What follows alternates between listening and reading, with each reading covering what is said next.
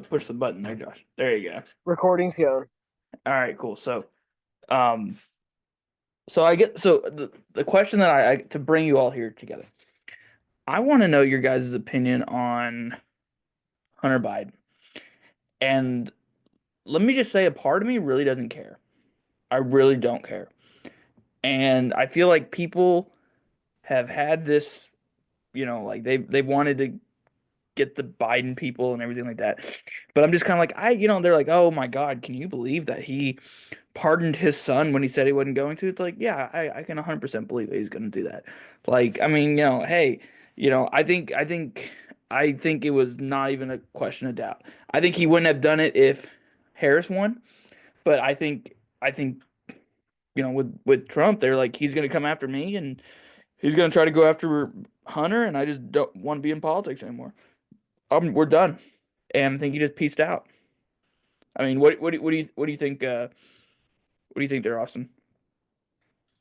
Well, I mean, on a personal level, am I really surprised a dude that's like 80, like what, 84 now, like pardoned his son? I mean, on a personal level, yeah, I kind of expect it, but it's also just like there was somebody made a really good point. Is like Trump is probably just sitting there right now, and he just cannot believe his dumb luck. Like, because by him doing that, that opens up Trump to make so many pardons that he probably wants to do.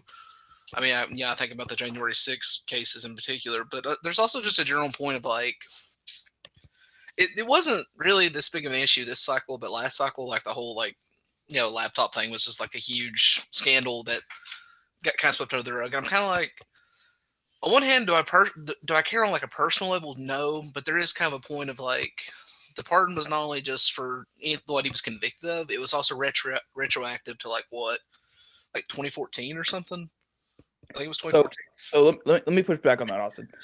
Um, so I've heard this argument before, just being like, you know, he's allowing Trump to do all these things, to pardon all these people, blah blah blah. It's like, did you look at who he pardoned in his first administration? I mean, like I like that argument to me is just kind of like, we didn't, we're offended that he did this, and we can't believe anyone would ever do this. And it's like, well, he did what? Give a I was heard about this. I think I read about it. He gave a pardon to his son-in-law's dad, who was like convicted or doing stuff like that. And he did all the people from the January, or not January 6th, from the Russian interference stuff. So like he did a bunch of them. Was it Michael Flynn? I think was the one. Like he did a bunch of them. Like I kind of don't like buying the argument that, oh, now he's able to do it. It's like, no, you're basically just saying he's gonna do his same old, and Trump knows what Biden knows what Trump's gonna do, so he's just taking taking his toys and going somewhere else. I mean, like, was he going to do it anyway? Probably. But by doing this, he has given him political cover because now it's no longer just, can you believe he did that? It's like, well, I'm doing what he did. I mean, whether he would have did it or not, I think kind of you made it easier for him to do it. But there's also just the general point that, like, like last cycle, that was such a big, like, scandal. And I just go back to thinking about it. Because, I mean, at the time, I really didn't care. But now that, like, the point I was making about like, the pardon being retroactive, which I did look it up, it's 2014. It's more or less admitting that, like, so much stuff that like back in 2020 they claim is completely made up. By doing that, they basically admit there's at least something there because they wouldn't be making it retroactive if there wasn't. It's just it's the fact they lied, and that really doesn't But sit see, well. but see, here's the thing: is it's like, oh, we're gonna play good government guy here when Donald Trump is coming back into the White House. I just don't buy it. What do you think, Josh?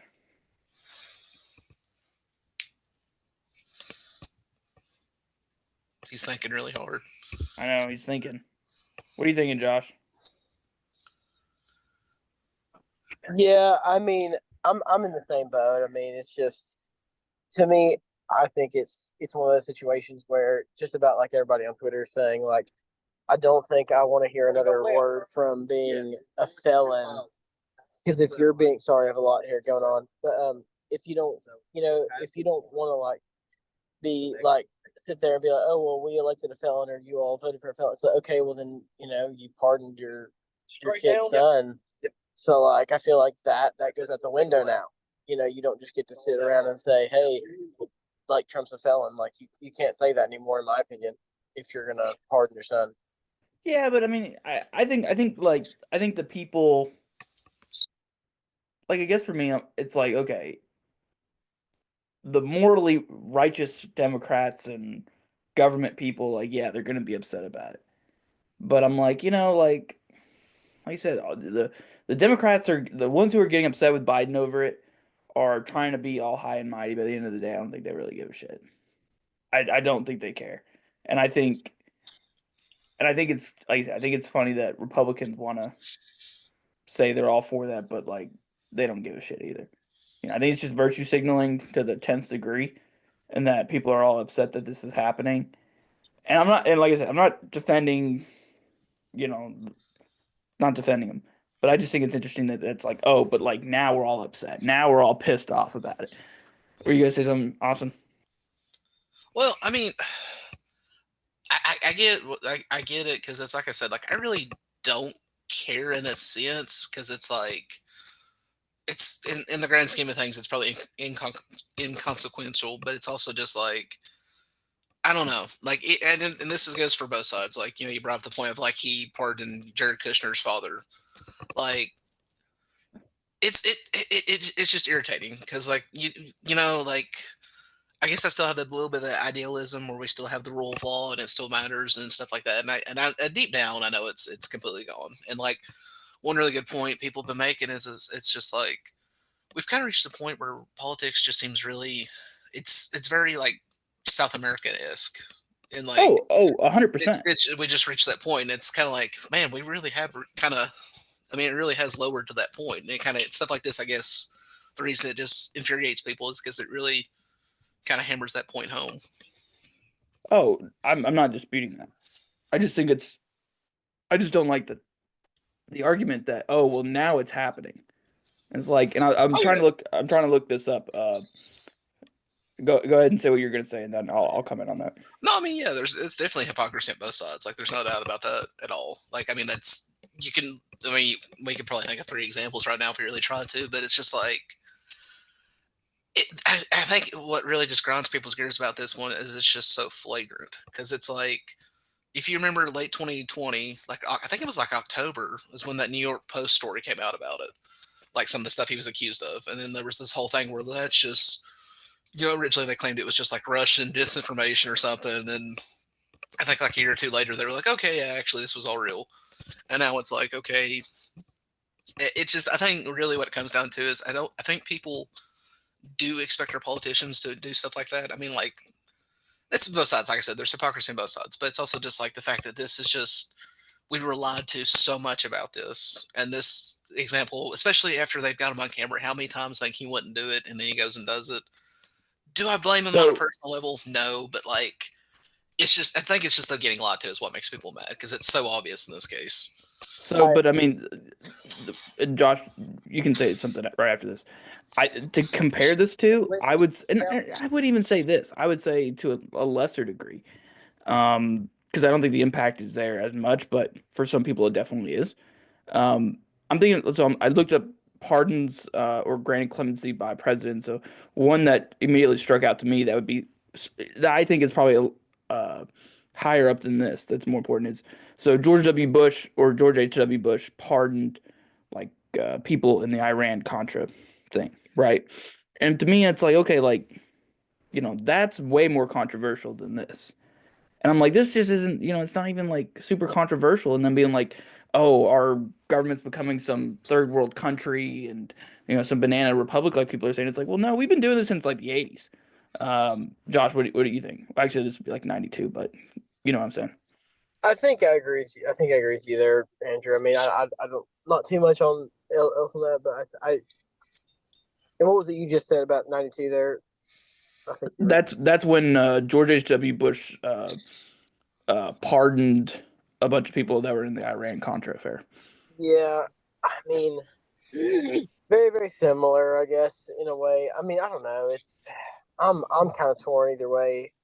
I think it's one of those things I think we all knew was going to happen, even though he said it wasn't. And it's just like now we're kind of in this spot where it's like, you know what?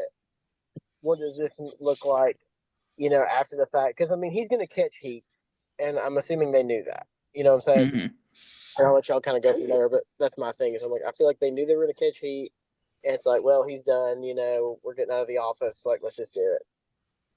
What do you think, Austin?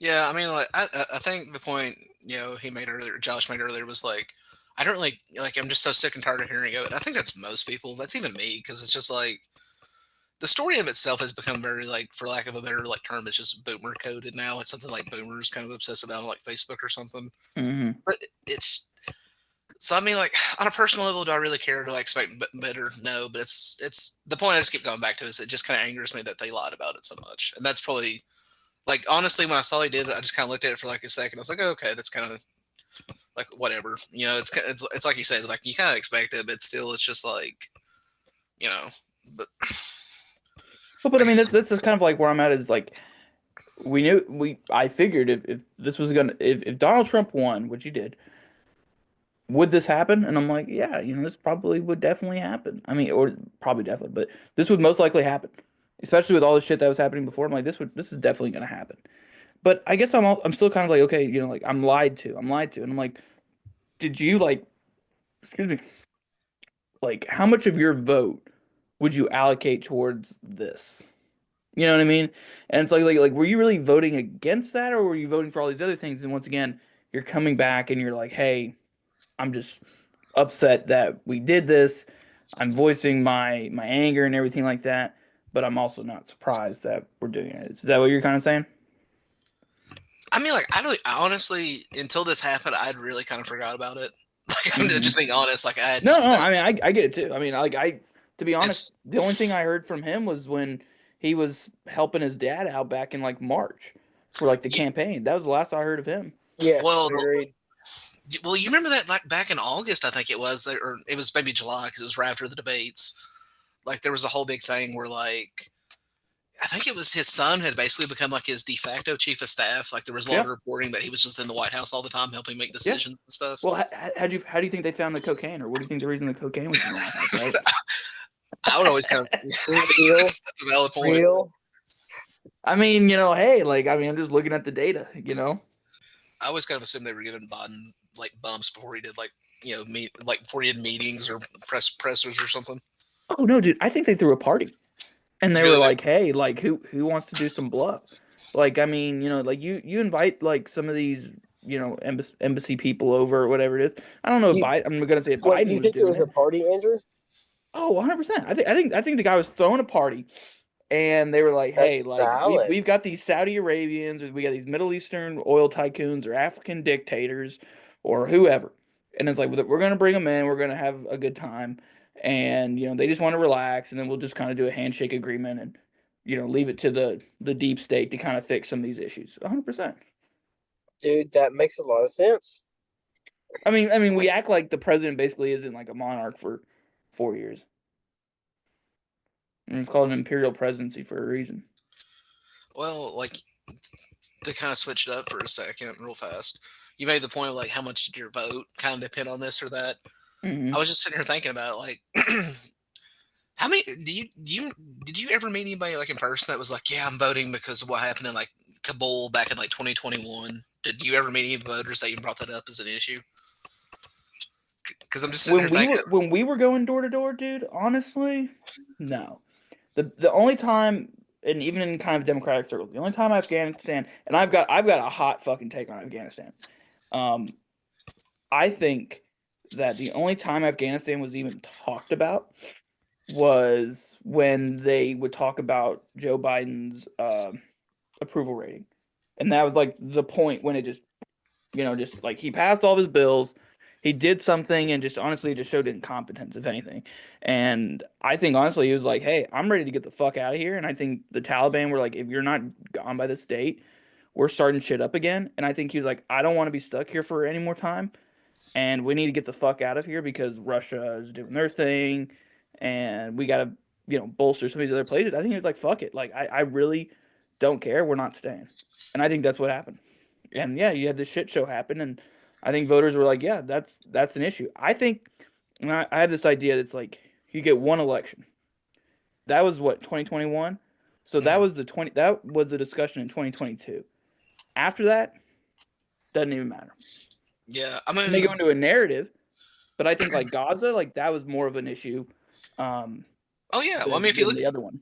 if you look at like Arab votes in like Michigan, there was no question Gaza was like a huge issue. But like, because I don't know, you brought I know that's kind of separate from the Hunter Biden thing, but it just made me think about it because I was like, we've got exit poll data now, and like, I think we talked about it in one episode because we were like, top reason was inflation, second reason was the border, and then like third reason was like Yeah, social issues. Like foreign policy was not even in the top three, yeah, it was. which is kind of funny to think about because we act like this is such an important thing, and it's just like most people don't care, like they don't even think about it. Well, when you talk about Ukraine, I honestly believe most people are like I would watch PDB and all these other kind of people. They would be like a lot of them would not be like, "Hey, I'm pissed off that we're even in Ukraine." At least, especially for the beginning, things might have changed now since then. But they were definitely like, "Hey, like if you want to be in Ukraine and do this, that's fine. I don't want to escalate it, but we got to go down here and worry about the border." So that was definitely like they were definitely placing things above. And I think honestly, like the Ukraine thing, they're like, hey, as long as we're not sending our people over there and it's not escalating, like, really bad, then I think, they're like, we don't care. I mean, there's a reason why a lot of Republicans were voting for the Ukraine stuff. They're like, we don't care. Like that's the thing we're gonna do. That's not an issue. We're not gonna get hurt on it. So we're gonna keep sending money over there. Which is it's just I mean, he's right. Like, yeah, yeah, Andrew's right. I mean, it's just I interesting can't. to think about it because we act like foreign policy is like this huge like I don't know that to me is just like the most like living memory example I can think of because like I think we're all too young to remember like really. I mean, I vaguely remember 2004, like the 2004 election, but I don't like like the vibes. I really couldn't tell anything on that. So this was like the first like I would say the whole plot from Afghanistan was like the first like really serious like foreign policy like issue quote unquote in a while, and like nobody really cares, which is kind of I, I funny. I think what happened in Iraq. I wouldn't even say Afghanistan. I don't think Afghanistan was the issue. I think it was that we devoted all of our attention to Iraq and it hurt us in Afghanistan. Oh yeah, Um, 100%. and I mean, you can talk to some of the generals; they'll say that too.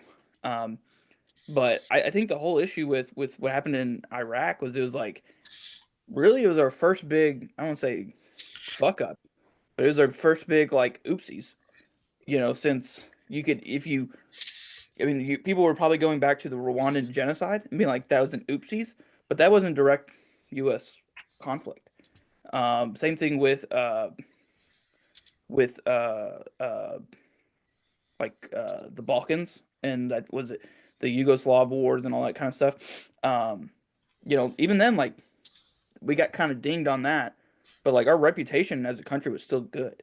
Like you really do have to go back to Vietnam, and we invaded a bunch of places from between Vietnam and wherever. But that was the most recent oopsies, and so I don't think any of these conflicts in the grand scheme of things are going to be anywhere close. So Yeah, it's I just because agree. I mean American bodies aren't coming back basically. yeah, we're gonna pay somebody so they can fight somebody, so we don't have to. Like, cool, we'll do it. You know. But to kind of go back to this Hunter Biden thing, and it kind of goes along a little bit along the lines with that, is I mean he was in Ukraine, right, and he was in China, and he's in all these other kind of places, right, and honestly, like I would not be surprised if that was like a I mean, obviously it was a money laundering thing, but I wouldn't be surprised if like that was one of the key ways that they were able to fund their campaign. I think right now they just got it kind of tied up uh, to his to the family wealth. Did it go into anything else? I'm not entirely sure. So the main complaint that I've seen, and like it kind of makes sense with why they did the retroactive pardon, is back in 2014 he got put on like I think it was like their That's version. the Burisma. Yeah, it's like their version. I think it's like their top energy company or something. Hmm. And I mean, if you look at his resume, he had no real qualifications to be on that to begin with. So that was kind of like the first like red flag. And then two, I mean, obviously at the time the vice president's son, but like more or less the allegation is, but he was getting paid so many millions of dollars, and he was on that board, and there was certain emails that seemed to indicate that he was basically acting as like a go-between Biden and like the Ukrainian government. And I mean, millions of dollars are changing hands. There's some emails that kind of does seem like it was some sort of not necessarily a money laundering scheme, but more of like a bribery scheme, I guess you would say. So, so let's go back to, um, Hunter Biden being on these committees. I'll be honest, dude. Like, I mean, his dad was the vice president. What other qualifications do you need, right? And I mean, he basically ran in these higher up circles, and it's like I think we keep acting like it's a meritocratic system. It kind of goes back to that, but it's like, Ukraine is not a first world country. Like they're borderline third world. And it's kind of like, yeah, they're still a developing country. I mean, everyone talks about this, right? Like they were one of the most corrupt countries uh prior in 2014, 09, kind of that time span, if not even sooner than that. And it's like, yeah, I mean, they were a corrupt country. Like, what qualifications do you need to be in a corrupt country? You need to be the son of someone who's powerful. And I think when we talk about it, like, oh, but like, Burisma, like they're only gonna have the most top notch people. I mean, what was it? It was like the Theranos. They had like some freaking military general on that board of advisors. He didn't know jack shit about that. You're like, oh well, he knows leadership. He knows how to run an organization. Okay, whatever, sure. But like, there's people on these things that get activist positions, or so and so wants them on there, or they're trying to fill an agenda. I mean, that happens all the time. So why wouldn't it be any different over there? I mean, it kind of goes back to that, like why are we surprised that some senator or some political official's son sits on a board in a developing country I and agree. it makes a shit ton of money? I mean, No, no, like, no. hey, like sign me up. You're you're right. That's the thing too, is that like because it's easy, I think, to when you get on that board or you're in that position that you turn and you're like, okay, well, yeah, we'll do this then or do that, and I think that's where that kind of sits. What? So elaborate on that. Like you talk about like having like a son on like a board Yeah. there, and I feel like there's like a turn of just like there's really no accountability to it, if that makes sense. If that make if to simplify it, but also So, but like, so let me play devil's advocate. What accountability would you think needs to be there? Do you think the United States government should say no, you can't be on that board? so that's a great question, Like, Adrian. That maybe yeah. Ukraine, like, hey, you can't be on this board. Like what kind of like what kind of prevention would you want it there? Like, okay, they're a national company. They're not Apple. If Apple has some shithead on their board, technically you could, buy enough shares and vote them out or convince enough people or really run a public campaign. But it's like, so what did you expect them to do in this situation for a not for a government organization in a developing country? It kind of goes back to, it's like, what do you expect this shithole to do? Dude, that's a good one. I think I think the accountability factor kind of comes into, you know, obviously like you can look at it from an ideal perspective or like a realistic perspective. I feel like, um, and my thing would just be on a realistic perspective. Obviously, I don't feel like we're ever going to see them be like, no, you can't do this because you're related or whatever. I feel like from a realistic perspective, there should be like an actual like vetting process for it. Just because simply you're talking about the essentially the relations on that side of it.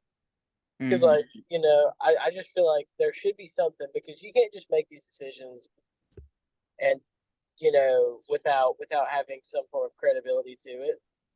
And I feel like it's very easy to like sit there and look at it and be like, oh wow, like what happens when this does happen? You know? Yeah. What do you think, Austin? I mean, if he was just like a random Joe Schmo, like sitting on the board, I don't think it would matter. But I think where it comes to matter is like his dad at the time was the sitting vice president, and like I said, there was emails that seemed to suggest that he was indirectly getting kickbacks from it. So it's like, we have the Hatch Act for a reason. We don't want foreign governments.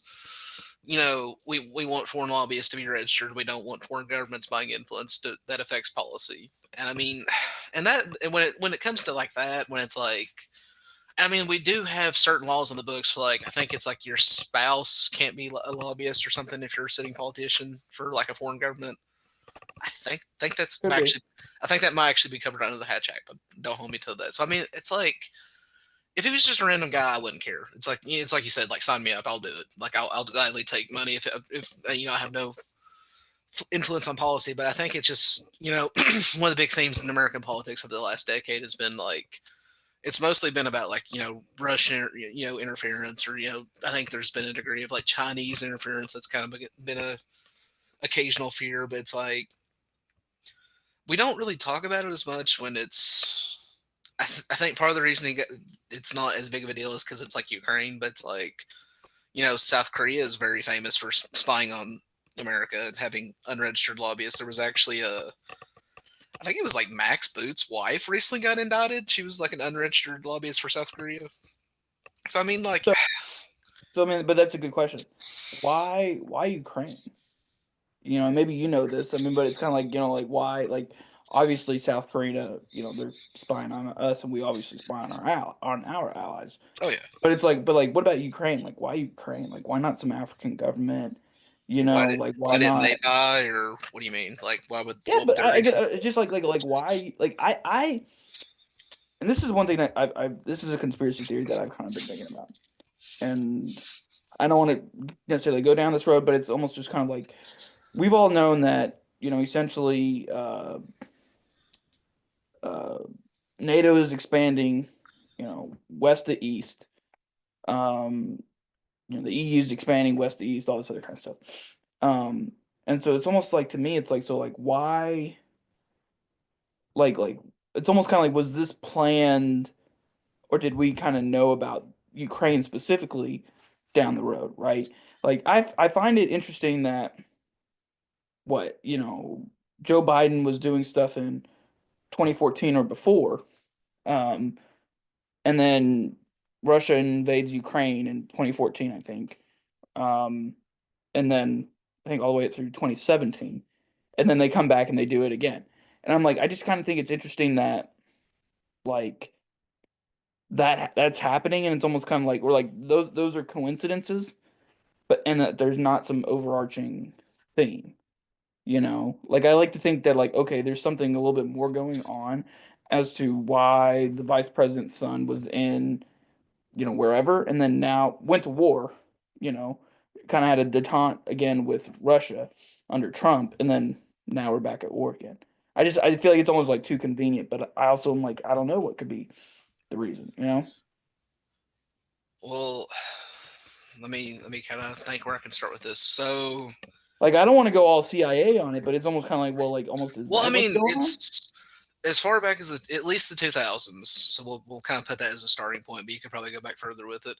So back in 2008, there was this thing called the Bucharest Summit in Romania, which was with NATO and Russia, and Russia really put the pressure on what was in the Bush administration not to extend an offer of NATO membership to Ukraine and Georgia. So, like as far back as 2008, they were trying to offer them or trying to come up with some sort of deal to get them in NATO. And if you go back to 2003, most people don't remember this. Ukraine actually sent troops with us to Iraq. Ukraine actually had a contingent in Iraq during the Iraq War.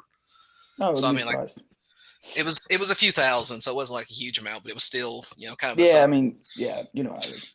But and the reason they didn't get one then was because we were bogged down in like Iraq and stuff, so we didn't really want to anger the Russians then. And then also Angela Merkel shot it down.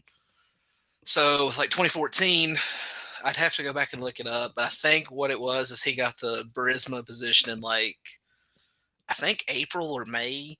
And if you remember, like the Maidan Revolution, which toppled the government and replaced it with the pro-Western government, was kind of like January, February. Crimea was like February. So I mean, it was like right after that. It's right when the war in the Donbass is starting and stuff, and that's when he gets that position. And if you go and look it up the timeline, so up until 2018 under Trump, the U.S. did not give quote unquote lethal aid. So we weren't giving them like munitions or weapon systems. We would give them like logistical aid, financial aid, stuff like that, but we weren't like materially funding any sort of like Ukrainian military effort. Right. But so why he would probably get the Burisma position, the Ukrainians were lobbying for that at the time. So that was probably a reason they would extend an offer.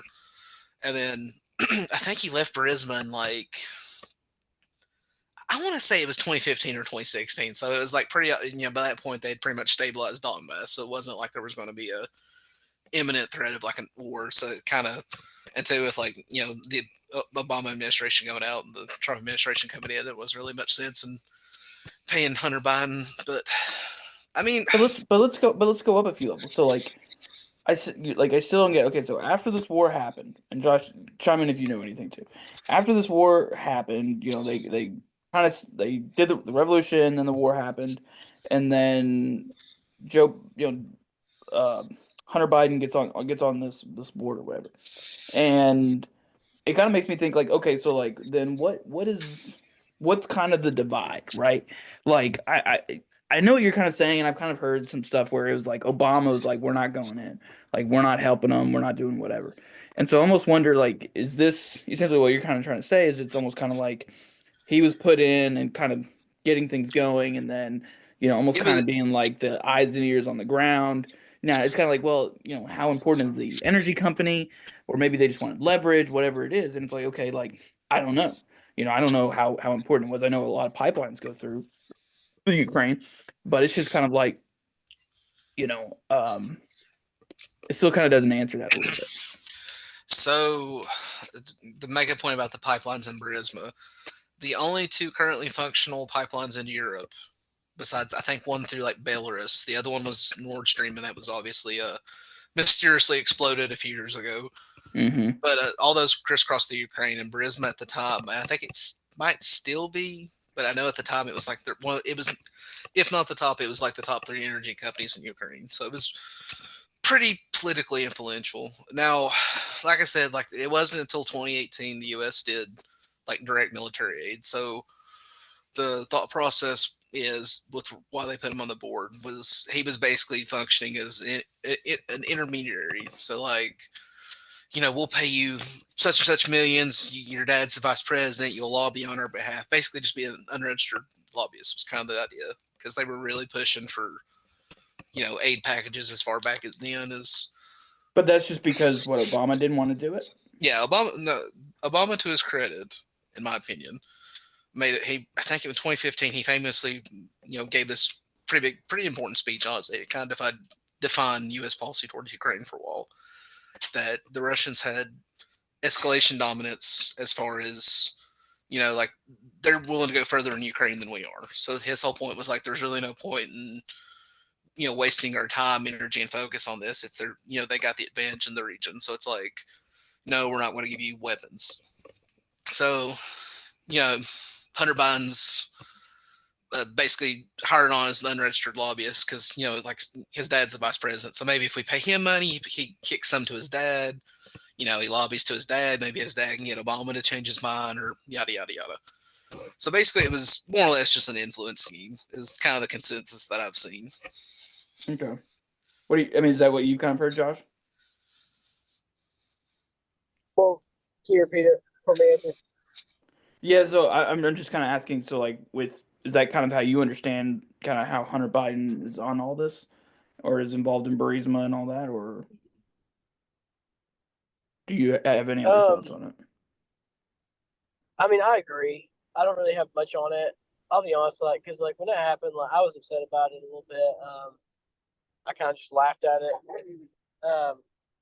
And that's kind of where I'm at with it. I think at the end of the day, we can look at it from different viewpoints, but it is what it is. And there's different things. And did you say bereavement there, Andrew?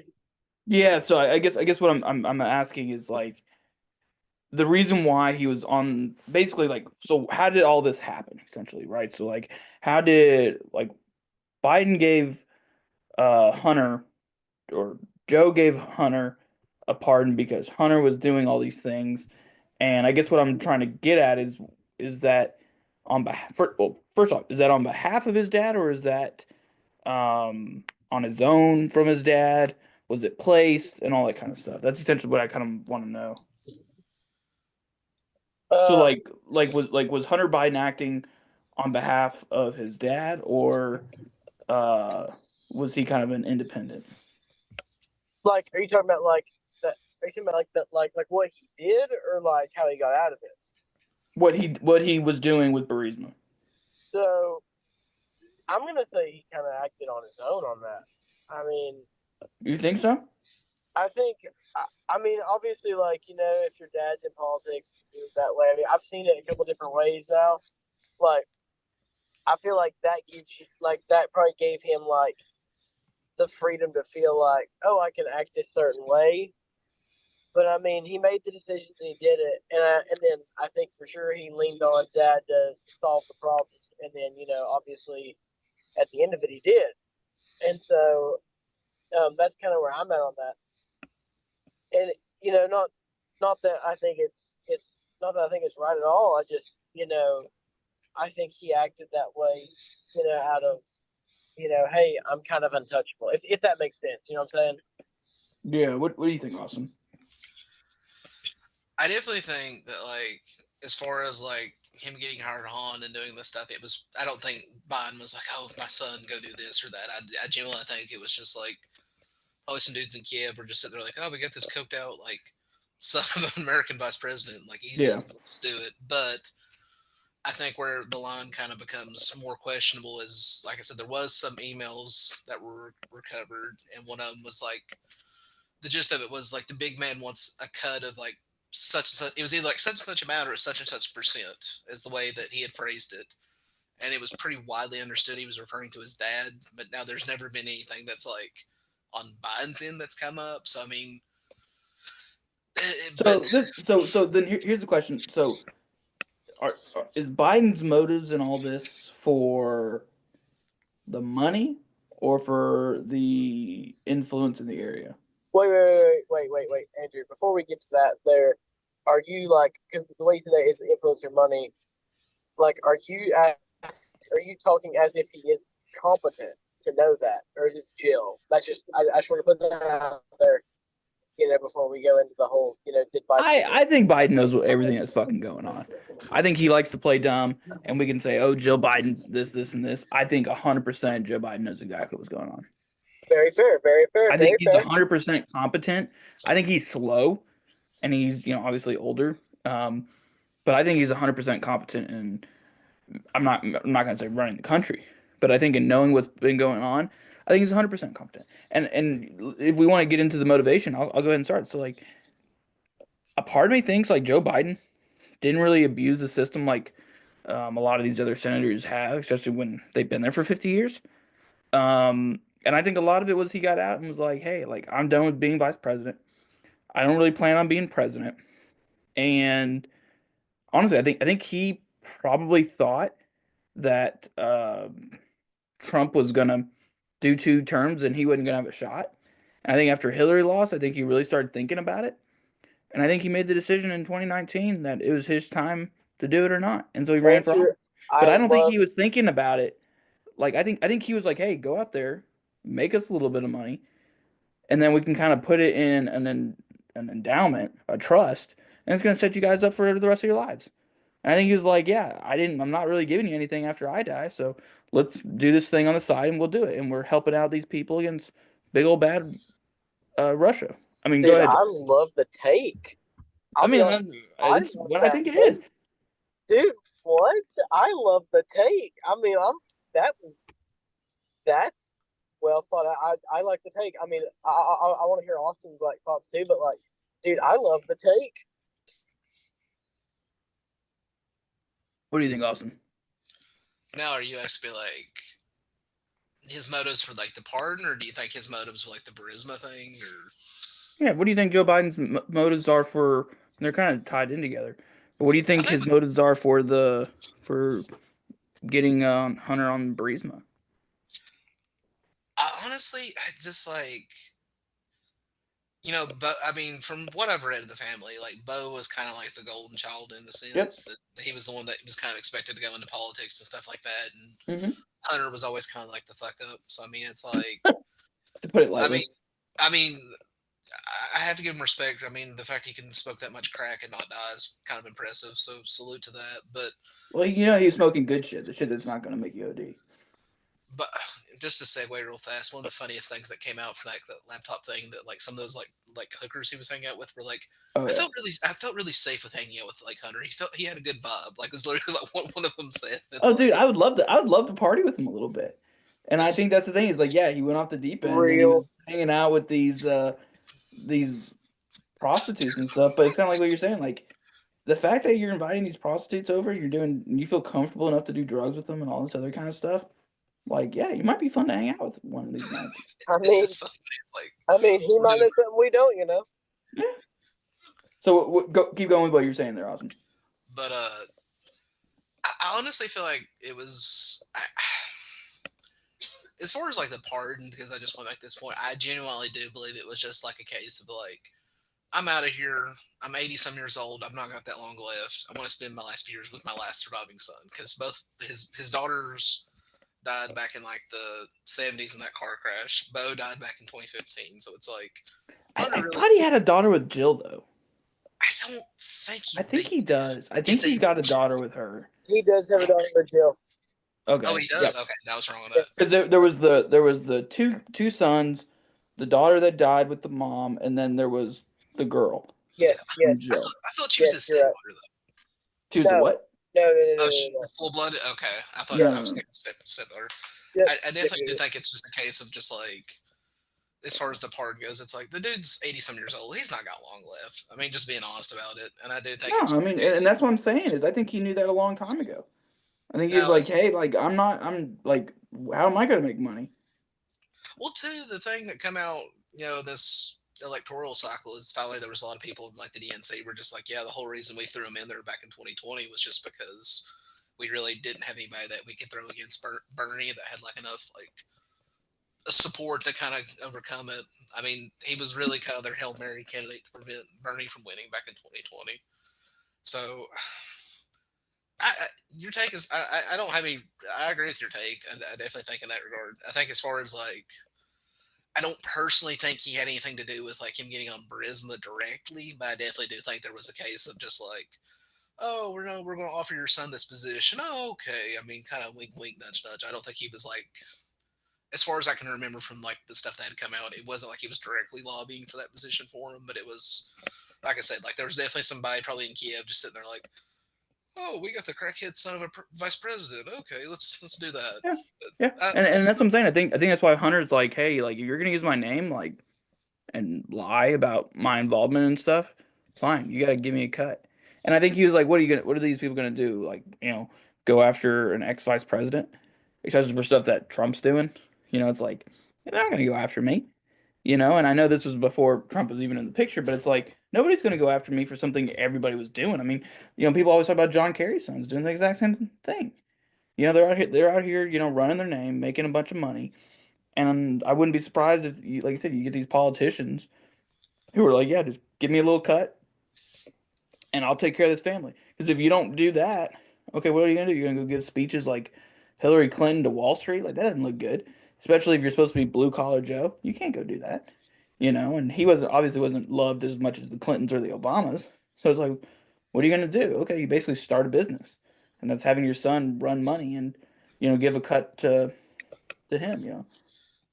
I definitely think one of the things I'm looking forward to most, and like it'll probably be another 10 or 20 years, but we're going to eventually start getting a lot of people, especially once they get old enough to like retire and stuff. Like, I really want to know what happened. If you remember, like back in 2016, the whole reason he ostensibly didn't run and Clinton did was because he was, Bo had just died and he didn't want to run for president, was the claim. I would be very curious to know, like, there had to be some shenanigans going on behind that scenes, and I think that would kind of explain the Burisma stuff more because it's like if they're preventing him from running and getting the nomination, that would kind of explain more. I think that would kind of add more credence to like, okay, well, whatever, we'll just Hunter go ahead and go to Burisma. I don't care. I So never. I read a book and I forget what it was called, but it was somewhere where it was kind of talking about this exact situation. And it was, I think what Bo died in 2015 or something like that. Yeah, it was like almost right before the primaries or something. Right. And Joe actually thought about running. Mhm. And even after Bo died, he was like, oh, I think I'm gonna run. And I think from the book I was reading is they're like he didn't want to do it because all the mourning and all this other kind of stuff, and he didn't want to, relitigate it. And I also heard a lot of it was, Obama backed Clinton from the very, very beginning and was like, hey, we're going with Hillary. And, he Well, felt like he was kind of not in the room to kind of talk about it.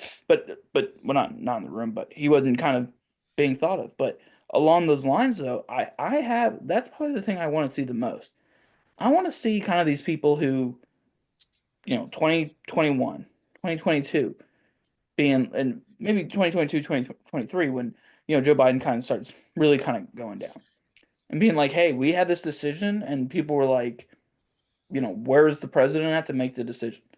I those are the kind of the conversations I kind of want people to be like, yeah, like when we were doing the Afghan withdrawal, like Biden was like out of it. Like he was not there and it just leaned on us. Like that's the kind of stuff I want to hear too. Just being like, hey, like, you know, he was basically non-existent. well, so another like real quick point on like 2016. I don't know if you remember, but like in the first like couple like Democratic debates, that was the question they kept posing to Hillary was like, Joe Biden's thinking about running. What do you think? Do you think he should jump in? What do you think about that? And she was very like, I remember there was one time it seemed like she kind of got fed up with the question because it was kind of like distracting from her campaigns, and she got kind of really hateful about it.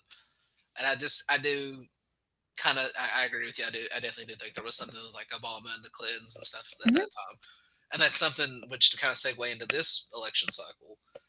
So there's now been, I know Nancy Pelosi said their original intentions once they got Biden to drop out back in like what was it, July, June, whatever. Hmm.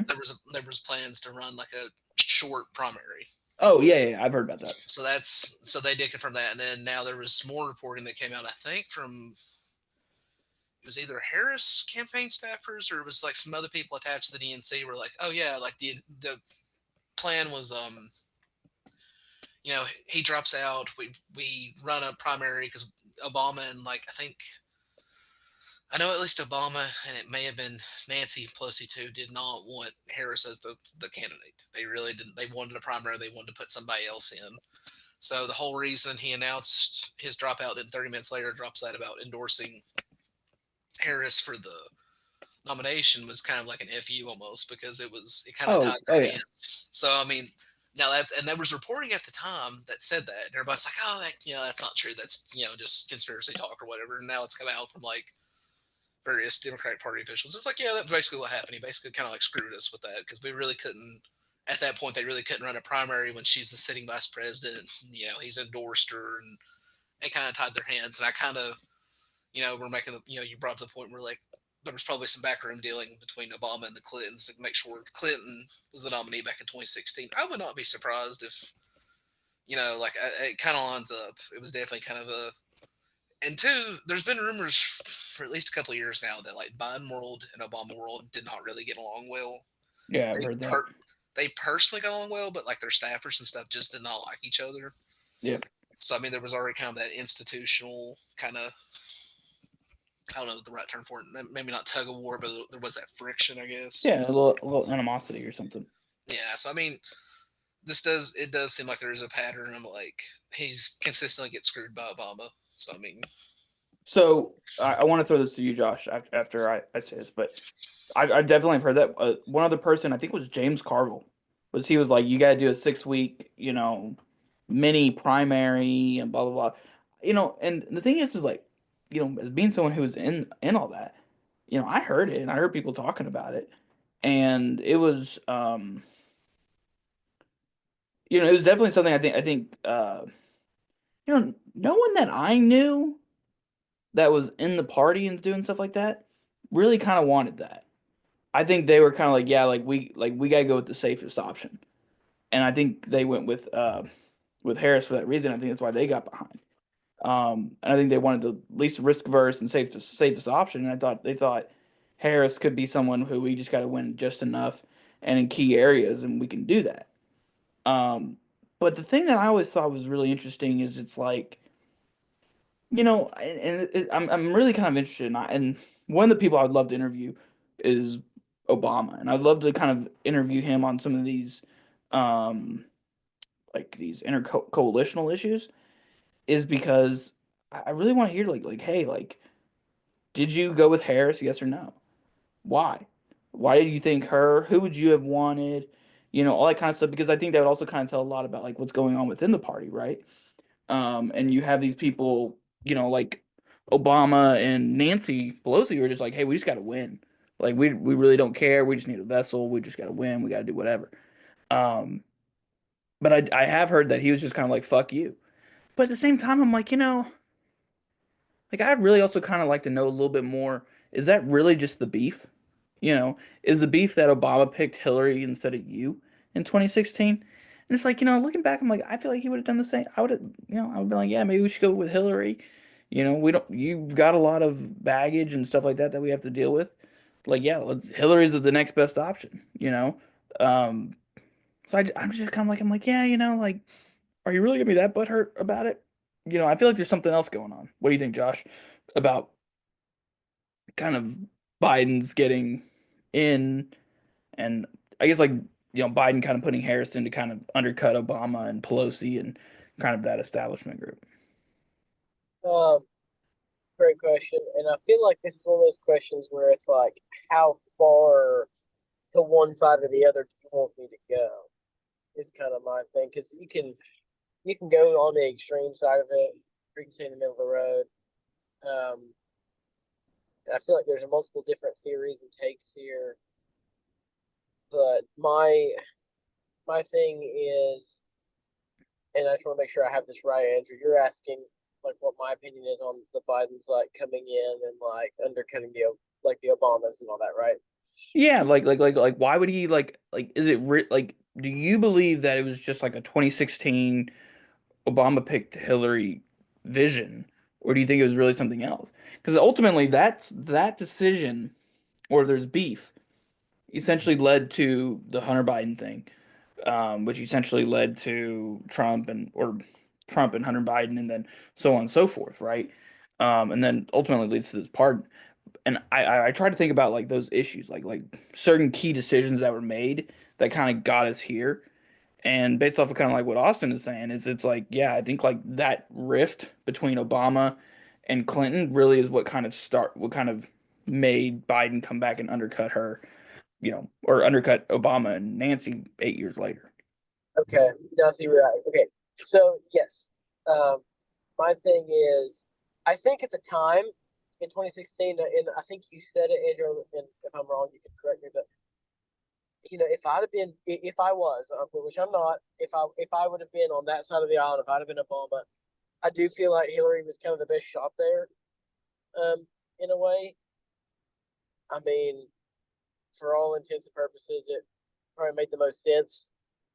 And you got to Yeah. think, like, she thought she was winning that thing. Like, let's be honest, like, she was in her You know, victory room that night. Like, let's just call it what it is. if Trump wasn't a one-time like, you know, political figure, she would have ran away with it. But you said she don't. Oh, you're talking about ran away. But yeah, Yeah. she would have. And I'll just be honest, like, Hillary was that, and she had the campaign figured out. She had it's very simple. I'm with her. The whole slogan, everything. Hmm. Um, and so, I think that was a great path for them at the time. Because you got to think, at the end of the day, I like I do got to give a little credit to the Democrats. Other than Kamala, and that's just my opinion. I think Kamala was a little so far left that it was kind of not plausible. But like Hillary and Biden, I think it was like this is the only way we're going to get someone on our side across the aisle. Hmm. And so I think, because you got to think, kind of coming out of Obama's presidential years, Biden was vice president, and I'm sure there was that. thought process there, but you have Hillary Clinton sitting there. Bill had been president before. They seem to have stayed, around the top for it. Coming in there, I think was just, hey, this is the best move we got to ensure the White House. So I don't want to make it about the demographics, but like, what do That's you my think fault. I'm so Obama? What do you sorry. think Obama looked at Hillary and was like, yeah, like you're the winner and Biden's not? What do you think he was looking at? Do you think he was like, oh, African Americans or what Hispanics? Like Hillary's got more of those, so we're good to go. Like, what do Are you think? you What do you think Obama was looking at specifically? are you wanting to make it about demographics, or are you saying just No, I overall? mean, I don't want. That's what I'm saying. I don't want to make it all about demographics, but like, hey, oh, hey, like this policy issue right here, like that. I picked Hillary over Biden because of that. Okay, I got you. So I want to go ahead and apologize because I am former campaign head here, so like I'm so used to the other side of that. So I do apologize. I feel like my take there was more based on emotions and campaigns there. The way that I think that Obama looked at it, and not necessarily Obama, but like that the entire like Democratic side there was, hey, if we a we're gonna put out, hey, this is gonna be the first female president, woman president of the United States of America. She's gonna, and we kind of saw, you saw the abortion again. I feel like that topic sits on the top two for the left side. That comes up. I feel like they thought there was enough policy issues that they could kind of hide some small stuff, such as like tax stuff and things. Try to make Obamacare, go back to medical side of it, look like this amazing thing. And I think they really thought, hey, we're going to run with this and it's going to be fine. I just don't think they had a lot of faith in Biden at the time. I think when Biden ran after 2016, I think it was, well, Hillary lost, so she's going to be considered a loser. And I feel like it was kind of a last resort sort of situation. So I do think, in a way, I think Obama was looking at the votes like, okay, we're gonna get, the African American votes. We're gonna get this vote. Let's see if we can pull into the Hispanic vote. Let's see if we can pull into the young crowd. That was this is before this year. This is the first year where I saw like young people kind of voting on the Republican side of things. So I think they were like, let's just try to relate this as close as we can. We're going to hold on to whatever policy issues that we get as close to, and we're going to let it see if it sticks. And that's kind of how I think the policy stuff went with it. So, what do you think, Austin? As far as Like what key differences between Hillary and Biden were there to make Obama say, Clinton, you're going to be the one that we're going to put in 2016? I genuinely think, for one, the Clinton name until very recently was still fairly respected in the South. I mean, even in my family, there was a lot of pretty devout Republicans that were still like, I didn't mind Bill Clinton. Bill Clinton was okay. Oh, yeah, I tell people this all the time. That's what my granddad. He never voted for a Democrat, but he literally said before he Wait, passed, he was like, Andrew, yeah, you said your granddad never voted for a Democrat, right? yes. So, Well, no, on the national level. so I, I've had grandparents. I've seen former, grandparents of like friends of mine stuff. Especially in this area, we had blue dogs. So, and even when they got older, they were still voting Democrat because that's what they were used to. So I just want to go ahead and put that up because I feel like that's also a demographic you have to think about as well. Is the blue dogs that grew up, that were the old Dixiecrats per se. Yeah. Well, and see, that's the thing is like, but he was all Republican, and he would tell me like after I was like, I was kind of trying to punk him a little bit. I was like, hey, like like basically like, okay, like tell me one thing about a president that you liked, and tell me which like because I was like, I said Obama. Now I think my grandfather was I mean he was born in like the 30s, so he kind of grew up a little bit in some of the parts of the Jim Crow and stuff, and so he's like I don't like Obama, but it's kind of the wink wink nudge nudge. But then when we got to Clinton, which I was like, okay, Obama and Clinton policy wise are basically the same, and or Clinton's a little bit more to the right, but I was like, they're About very similar. Andrew. Yes. Okay. So he would just say that, policy wise, they were very similar, and he was like, I like Bill Clinton, but I don't like Obama. And it's one of those things where it's like, okay, like, like even him as a longtime Republican was like, yeah, looking back, I think I definitely like Clinton. So keep going, Austin.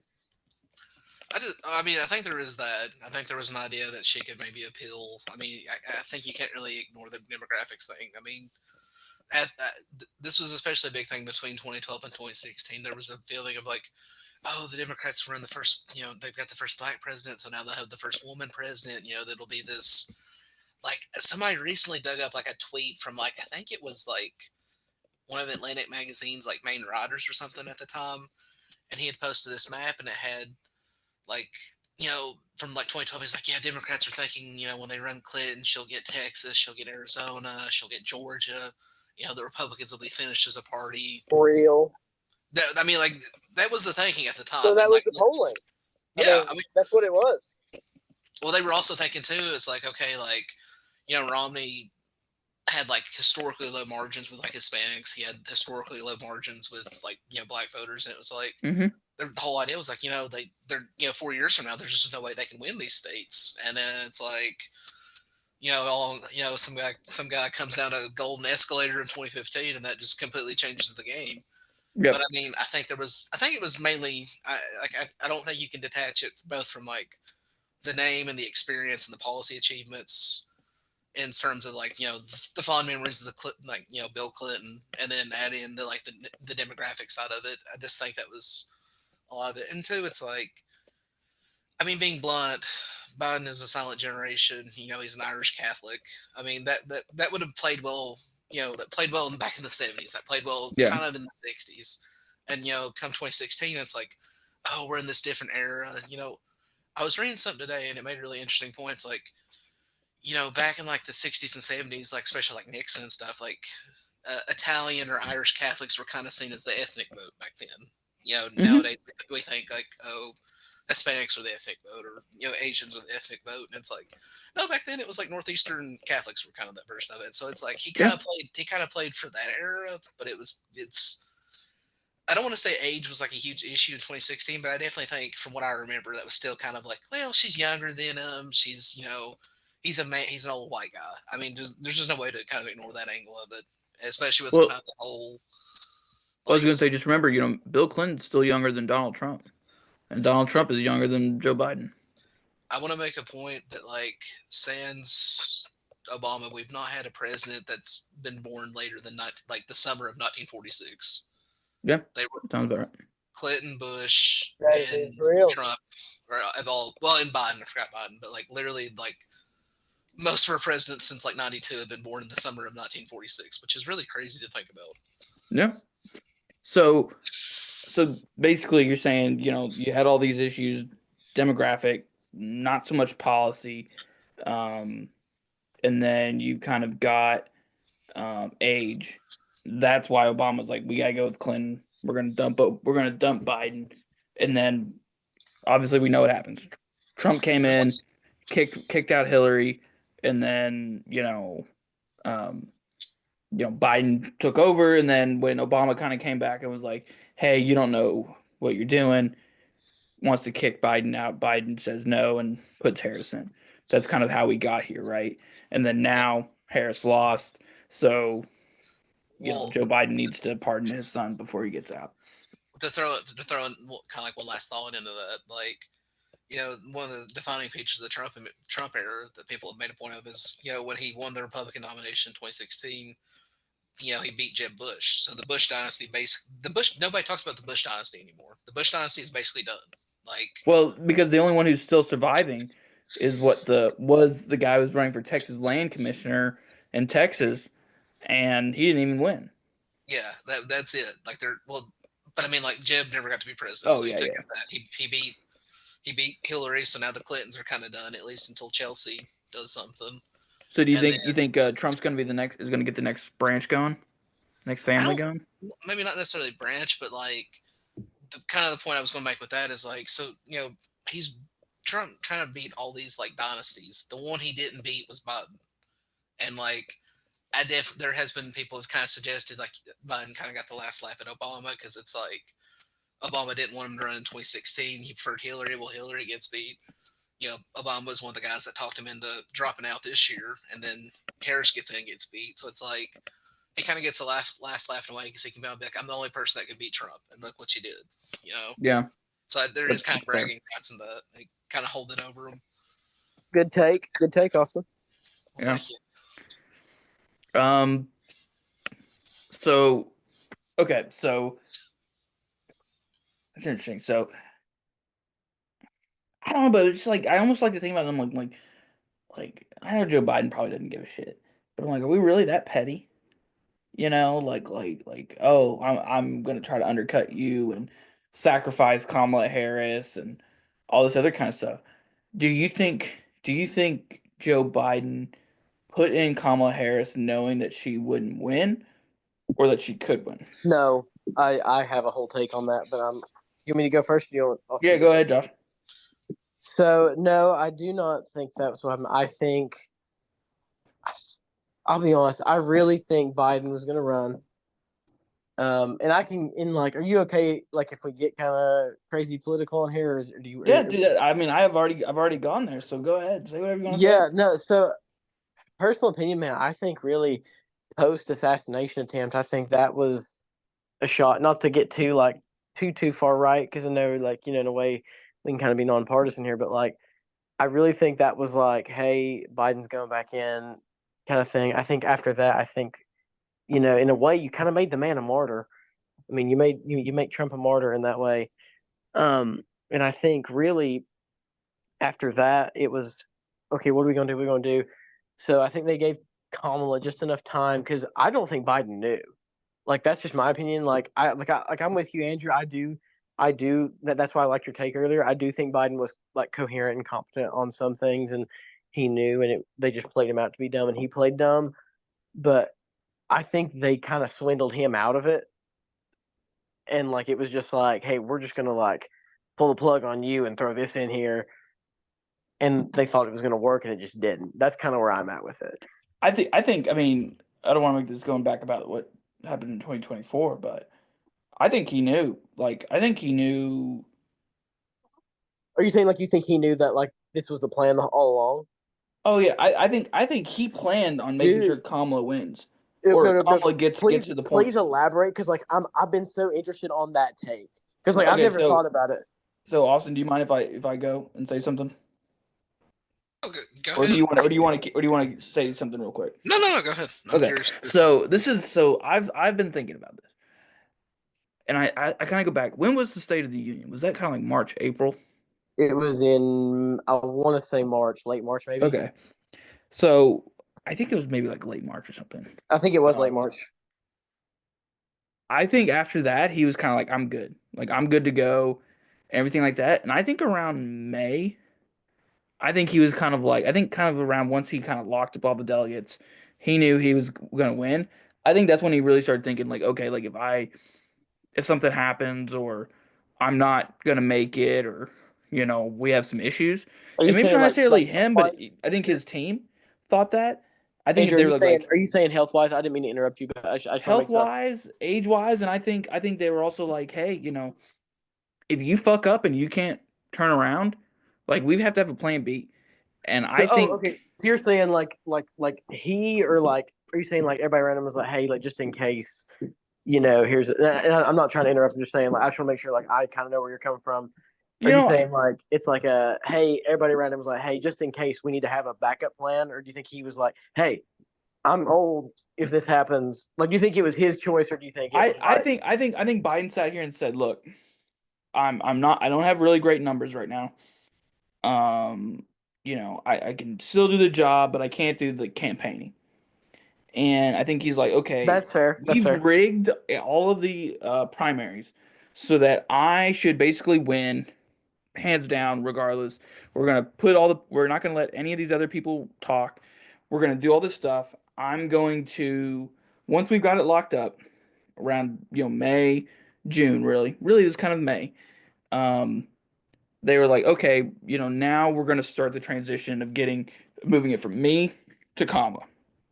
And I Sure. think that's why they scheduled the one debate early, is because I think people on his team were like, hey, we need the sooner the better. And I think they were like, okay, so I think the debate was in May, June. And I think they were like, okay, great. We're gonna go in there. If he can hold up his shit, great. If not, then we're done here. And I think they put him up there, and they said, okay, you're up there, you're good. He flops in Atlanta, which I still think it's so funny. He went to Waffle House after, but he flopped in Atlanta, He did and go to then Waffle House after. do what? I said he did go to Waffle House after. Well, I know, and everyone looks so spooked. But So I, you're I right. think I think he's gonna do that, and then I think when that realized it went bad, kind of in May, I think they were like, okay, what's Plan B? And I think they were like, look, the only way you're gonna beat Trump, and I think this was their entire plan all along, was they said you got to make sure he has no money. We need to, degrade him in public, do all this other kind of stuff. And I think the key part was the money part. And I think they said we need to fundraise the shit out of us. And they did. I mean, Kamala Harris raised like $1 billion, and they were raising a shit ton of money early on. That's why had a huge field game way early on. I mean, you know this, Josh. I mean, they were doing shit back in like May. They And were so doing they really started kind of doing all this stuff so that they can leverage their odds, because I think they knew they were going to lose. And I think once they kind of had this idea of, okay, once we get to what's the point of no return? And I think the point of no return was that they knew by the DNC time, which was I think it was the first week, I think it was the last week of August, it was the first week before, it was the week before Labor Day. They knew that was the point of no return. And I think what ended up happening was they got to this point in, say, July, August, where, especially after the assassination, where they're like, we're not going to be able to beat this guy. And they said, we're going to have to, cut bait, and we're going to have to put someone new in. And I think they put Kamala Harris in. They said, or they looked at options, and I think they ultimately said, we're going to have to put Kamala Harris in because she inherits everything we're doing, best continuity, so that makes kind of Joe happy, and we can just put a new face on this, and we're good to go. And I think that's why they picked her, and they didn't want to go with anyone else, because they knew if we went in there, the only way, or they knew organically that people are going to start bitching about Biden, and they didn't want to do that because that kind of hurts the party as a whole. And I think they were willing to lose the presidency, so, but they didn't expect to lose the House, and I don't think they kind of knew towards the end that they were going to lose the Senate. But I think they were more than willing to lose the presidency if they could still hold hold the House and Senate, House or Senate. So I think that's why they were like, yeah, like that's why we're going to do this. And then, they ultimately said, okay, Biden, you're done. We're moving on to the next phase. That's the conspiracy theory I have. So I think, I think it's, you know, I think it's interesting that everything kind of happened. And I think as much as they want to act like there wasn't a plan, I think there was some sort of plan, and they just didn't want to do it. But then I think they knew they had to execute it. What do you think?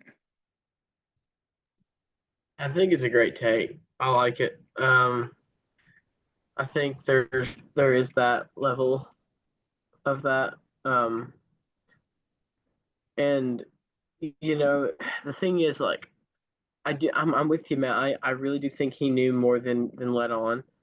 But I Hmm. also think, in a way, I think there was a lot of people behind him pushing certain things. And I think that's where I'm kind of like, what was the level of it? Yeah. Because that's where I'm kind of at with it. Because I love the take. I've been waiting for someone to, which I'm glad you did it. I was like, man, I was like, yes, finally that take is here. I think he Um, knew exactly what was going on. He no, didn't I'm like with you. it, Like but he I was love like, this is like happening. I'm like I've said that from day one. I just always wanted to know what the level was. Like I always want to know where the line in the sand was from like team to Biden to XYZ. But I'm with you. I think he knew. Um, I just man, that's such a good take. Dang it, I almost can't top it. I I think he almost knew that lost the there was a top. plan, and I think that um I think he knew that there was a plan, and I think even at the beginning of his presidency, he basically was like, "Hey, look, I'm gonna handle foreign policy. I'm gonna handle economics. You guys can handle these things, and I'll just rubber stamp everything." And so I think he was completely competent up until today. He may be slow, he may have issues, blah blah blah, but I think he's still competent. I think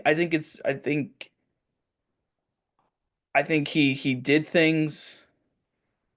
I'm not gonna say he was competent the entire time, but I think he did things that he thought were in the best interest of the party and for him and all this other kind of stuff. And I think it ultimately failed. But I think he was completely competent doing the entire thing. What do you think, Austin? Well, the thing I'll add to this is like enough of her campaign staff has come out now, and they were like, they're all pretty much agreed on the exact details. When she took over, he was down, according to them, by their Well, it was like internal. 400 electoral votes, right? Oh yeah, they were saying he was down like 8 to 10%, which is huge in popular vote.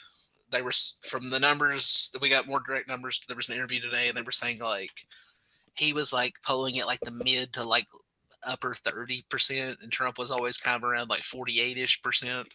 Yeah. So they managed to get it, bring it up a lot closer. But they said there was never really a point they were ahead. There was after the debate back in September, they said that like some of the states she was ahead by like maybe 1%, but I mean that's margin of error more or less. So they said there was never really a point. They managed to bring it basically up from the bottom and make it somewhat competitive, but they never. So I do kind of, I think that kind of dovetails with your take, and I think you kind of take it back to what I said earlier, where he kind of got the last laugh. I think that kind of dovetails with it because it's like he'll always be the guy that beat Trump, and he never lost to him. So he kind of Yeah. has that. He kind of has that bragging rights till he does. And I do think, that that's probably going to be something that like haunts the Democrats for the next couple of years because there's always going to be that in the back of their minds, like, well, what if we had picked him in 2016, or what if I mean, would it have made a difference this year? No, but there's always going to be probably in the back of their minds, like, well, what if 2016 this or 2016 that? So I mean, Yeah. so he's definitely, I don't want to say made a name for himself, but he's definitely kind of, I would say, at least got the last laugh for sure.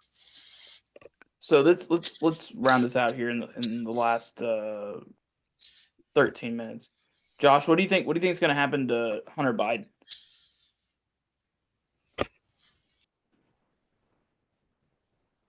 You there, Josh?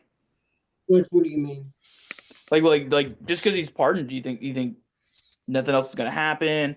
Do you think oversight committee with maybe Jim Jordan's going to get involved? Like, what do you think is going to happen? Do you think it's done and the Biden era is over? I think he's done. Um, Do you think mainly, he's going to go back and get like convicted on something or have it rescinded or like what do you mean? no, I think like he's done. Like I think like he's pardoned. I think it's going to disappear. I think it's going to be one of those things that the Trump org and the rest of us are kind of just sitting back. You'll have like your super far right, Trumpers that'll probably argue and be like, he should be convicted and crap. But I think at the end of the day, I think Trump's got, in his opinion, more important things to worry about. So I think we're looking at a situation where he's just done. I think it's like, hey, it's stupid, probably shouldn't happen. You're gonna have people here and there with it, but I think it's just done. I think it's like, hey, he got pardoned. Man, sucks. Can you believe that they pardoned him after calling me a convicted felon for, all this time? And I think that's just gonna be it. What do you think, Austin? I think he'll ride out in the sunset doing crack cocaine. I mean, at this point, Yes, and there's nothing they can do to him at this point. It's like, why would they? I mean, it's over and done at this point. it's a waste of time. I mean, if we're looking at it from that standpoint. But do you think? I mean, I can't remember. You guys may know this better. Did Trump campaign on doing anything to Hunter Biden? No. In 2020, yeah, but in 2024, I don't even think he mentioned it until No, like, he didn't. So in 2020, and I think you might have been going there, Austin. So I'm sorry if I interrupted you, but in 20, yeah, like there was definitely like he definitely brought it up. it was kind of there. And I think it was more in a way of like, I think Trump was like, because he never came out and just fully like said it. I think he was trying to allude to the fact like, hey, look at my successful family and successful kids, and then look at this. Yeah. Was I felt like this kind of subliminal message is like, there, but like in 24, I'm with Austin. I don't think and I was in the campaign season all year. And I don't think I heard Hunter Biden come out once Yeah. I was just as saying, far as campaign message. yeah, man, I don't think I've heard about it once either. I mean, Maybe I've Don heard, Jr. Maybe Don Jr. said well, I was something. gonna say, I've heard from Republicans the Hunter Biden laptop as like Yeah, a segue into something else or like deep Hillary Clinton's state or emails. whatever it is, but nothing specifically about him. Yeah, I think it's like Hillary Clinton's emails. Just a fun little thing you can go into. But so, But do you think if Trump came, do you think when Trump takes office, if he's like, "Hey, we're gonna go after Hunter Biden, no, we're gonna do this." But let me just say this: this is what kind of feeds into in this narrative that I'm thinking of. It's like he comes in, let's say he just tries to do something, sure. and then he goes after a few other people, like he goes after Nancy, he goes after all these people, and then what he does is he says, "Okay, now we're gonna start deporting people." He deports a few more than he wanted, and like when I look at his administration, I'm like, I feel like he'd be the one to kind of go down that path, and just kind of like one thing leads to another, and to when it's like now you're just kind of sitting on this presidency, and like nobody thinks you're competent, and you're I think kind of it's doing all these loose ends and stuff. I mean, and here's the thing is, I think Kamala, and if you listen to Democrats, they'll tell you Kamala Harris was throwing bait at him during the debate. And he was so easy like grabbing onto it, talking about crowd sizes and all this other kind of shit. I think that's still in him. And I think that it could be so easy for him to be like, I'm gonna go after Hunter Biden because I think that was an injustice or the American people deserve better. And now he gets into all this legal stuff, and then it's like, oh, nothing ends up happening. You wasted a bunch of time and resources and stuff like that. So I could see that kind of still getting brought up. But yeah, I mean, it's like, well, what else? What else is important about him? I mean, he'll Yeah, probably start doing more artwork. that is true. That's fair. Um, I don't know. I feel like it's easier to when you're like sitting there and it's like I have a term plus Mm-hmm. versus like I've got 4 years, a lot of stuff we're trying to get done. I really feel like he's gonna let it go. I mean, Trump, you got to think in a way too. Like he's also like stopped the like we don't see like Trump from like 2015, 2016 is kind of not the same verbally that we see now. Um, so I think he has a mission, he has an agenda, he has his goals that he's going to get done in the White House. I don't think we'll see like a vendetta towards like the Bidens where it's like, oh yeah, Hunter, we're coming right after you, day one. Yeah. I think it's like day one's gonna happen. It's like, all right, we're gonna fix this country. This is what we're doing. From his point of view, I think that'll be the way more focus. I'm like Austin, man. I really feel like it's one of those like, hey, it's over, whatever. Yeah. You Move know, on. enjoy You got your anything enjoy else? your. Anything else on that, Austin? No, I think that covers it all. Okay. We're not time limited if you want to talk for minutes. No, I mean, I was just gonna say one more thing because I gotta go to bed here soon. Um, go to bed here soon. yeah, dude, I gotta go to bed at midnight. I gotta be up. I gotta be up for work. My wife's already asleep, and I'm kind of was getting the death eyes before she went to sleep too. So. Yeah, I know. We'll wrap it up. So the last thing I was gonna kind of say is, so I almost feel like Joe Biden's kind of giving the wink and the nudge to Trump, like kind of like with what Josh is saying. Like I think Trump is like, there's the Bidens are not my enemies, like those people, like he like I think honestly, I think Biden was like, hey, like I may not like you, I may call you a Nazi or a fascist, whatever it is, but at the end of the day, like you're president, and like I'm kind of over this shit, and like I'm not gonna be the guy to stop you, and like when I walk out that door, you'll never hear from me again. I'll be a George Bush. You'll never hear from me again. And I think 100% Trump is like, okay, done. Well, I'm not going to worry about you. Because I honestly don't think, I do not like, there's maybe one that I think Donald Trump or one that I think Joe Biden could have gone after Trump for, and that was the classified documents. And even then, I think that's more of kind of like a deeper state kind of thing that Joe Biden had to sign off on. But I think for the most part, it's like, dude, you didn't do anything. You got all these other people out here, Fannie Willis, and you got all the people up in New York. You got all those people that are kind of going after me. You didn't do anything. What do you think? What do you think, Austin? Then we can wrap it up. Well, too, I'll make a couple of notes because I know I'm not the first to point this out. That when they met at the White House, like you said, like he just seemed really happy. He seemed really coherent. He was kind of he didn't care at the most. And then two, I mean, and I admit this is all circumstantial evidence, but something people pointed out was when she went to go vote on election day, Jill was wearing like a full like red like dress, and everybody's kind of like, well, that's kind of weird. It's kind of Okay, weird. Austin, that's a little more conspiratorial. I'm just saying. I There's think there's no facts in that. She wore a red dress. She did I'm just wear saying. a red bodysuit. It is a little interesting. Some of the wink. I definitely think that may have been a wink in of itself. But What do you think? What do you think? Oh, keep going, Austin. no, I'm good. I just kind of pointing out it's kind of funny all that how they seemed with it. Yeah. What do you think, Josh? Then we'll end this. My thoughts on what there. I just want to make sure I'm on there. Yeah, I guess just like, do you think do you think Biden's kind of like, winking a nudge to Trump on his way out? Just like, hey, like, we don't have issues and I'm moving forward and we're done here, Like, I guess from my perspective and my thoughts is, shoot, I can go 100 different ways in this, but my personal thing is I don't necessarily think it was like a wink and a nudge in like a weird way. I think it was more of like a wink and a nudge, like, hey, you caused me problems in 2020, Mister. We're gonna count every vote stuff. So I want to make sure you have a peace. Like, I think it was one of those things where it's like, I'm gonna be the better man. I'm gonna give you a peaceful transition of power, not like you gave me kind of thing.